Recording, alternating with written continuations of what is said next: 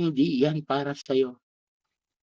Maaaring relationship, maaaring property, maaaring cellphone nga, eh. Naku, naalala kong bigla na meron akong merong kaibigan, sinabi niya magpa-counseling siya, sabi ko, "Sige, magpa-counseling ka dun sa elder." Sabi niya, kasi ang problema niya yung kanyang laptop nagiging source ng kanyang bondage sa pornography. Sabi niya, eh, kabibili ko lang ng laptop na 'to, alangan namang, paanong gagawin ko kasi tuwing sa gabi bubuksan ko 'tong laptop na 'to at nagiging source ng ano ko ng bondage sa pornography. Nung kinausap siya ng elder, sabi sa kanya, "Brad, napakahirap ng sasabihin ko sa'yo. Kung hindi ka charismatic, hindi mo 'to magagawa." Sabi niya, "Anything po na pagagawa ni Lord sa akin, basta po basta po makakalaya lang ako sa bondage ng pornography."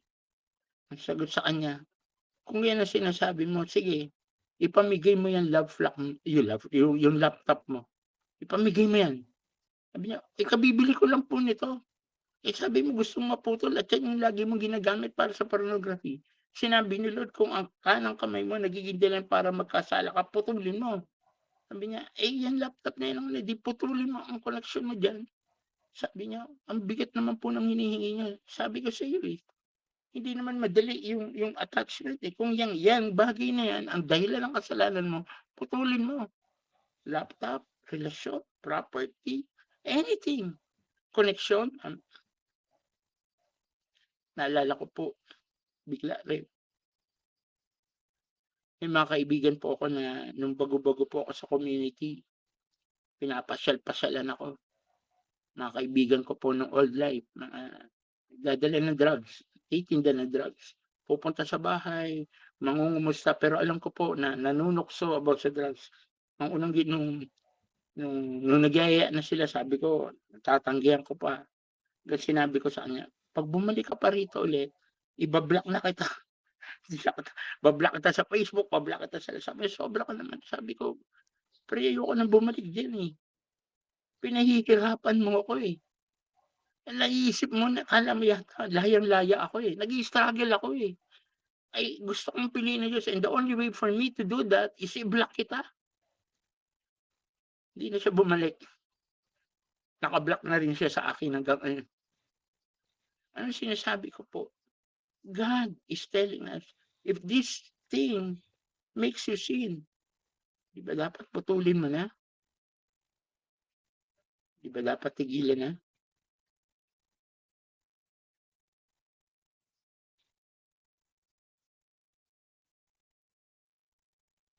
Masarap tanungin yung sarili natin, eh.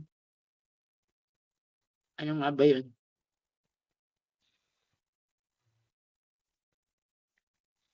Ngayong panahon ng Lent, hindi ba habang inaalala natin yung Diyos na namatay, nagpahalaga sa atin, mas mahalaga nagpahalaga more than sa throne niya, more than sa buhay niya, more than sa langit, bumaba siya para sa'yo, para sa akin.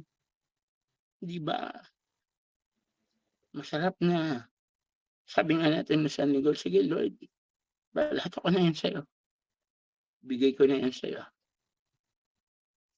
Galing po ako dito nandito po kami sa Apari, nagbibigay po kami ng recollection sa mga high school, sa mga college students. We've been doing this for the past 16 years. Sabi ko sa kanila kanina, maraming akala dahil nakakabalik kami rito dahil magagaling kami or kailangan kami. Maling-mali kayo ng intindi ro'n. Pinakamalaking pagkakamali 'pag inakala niyo kaya kami nakakabalik dito kasi magagaling kami.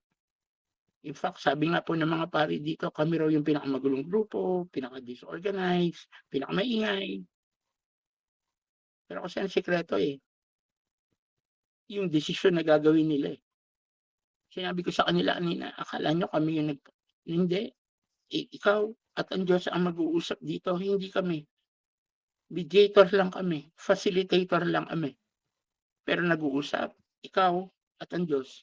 Hindi yang katabi mo, hindi yang kaklase mo, ikaw at ang Diyos pa rin. Gusto mo ng magandang buhay, ikaw ang magdedesisyon kung gaano mo tatanggapin si Lord. And it is also true to you and me. This is not about the speaker. This is about not kahit sino yung nandito. As long as you surrender, whatever hinders your growth, your spiritual growth, or what hinders yung paglalalim ng relasyon mo sa Diyos. Kasi kahit sabi ko nga minsan, kahit si Pope pa ang mag-talk, kung ayaw mong sumuko, walang magagawa si Pope. Kahit si Pope Francis, si Pope Leo, kahit pa si Pope John po, kahit sino. Because only you can surrender what God is asking from you.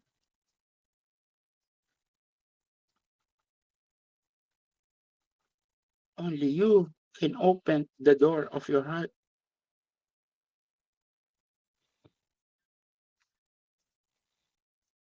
Naalala niyo ba yung kwento ni Lazarus? Yung si Lazarus yung namatay na kaibigan ni Lord. Pagdating ni Lord, sabi, remove that stone. Sabi niya, ako nung nabasa ko yun, remove that stone, ibubuhay mo yung patay. But God will not do by miracle what He wants you to do by obedience or by out of your love for Him. Minsan, ang sarap din ang tanong, ano ba mas mahal ko? Ito? O Diyos? Ano ba mas matimbang sa puso ko? Itong taong ito? O Diyos? O itong galit ko rito?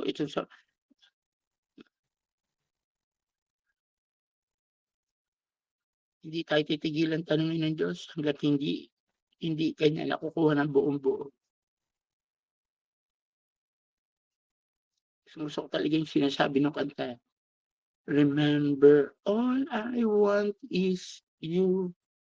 You bring your sacrifices, your offerings. But remember, all God wants is you. Period. Brokenness, yes, we will feel broken. Yes, we will struggle. Yes, we will cry. Yes, there will be pain. Hindi tayo exempted doon. But remember, pain, when we begin to accept it as a means to grow closer to God, it becomes a cross. And a cross, hindi siya suffering. Ang tunay na ibig sabihin ng cross, alam po natin ito, is redemption, salvation, transformation.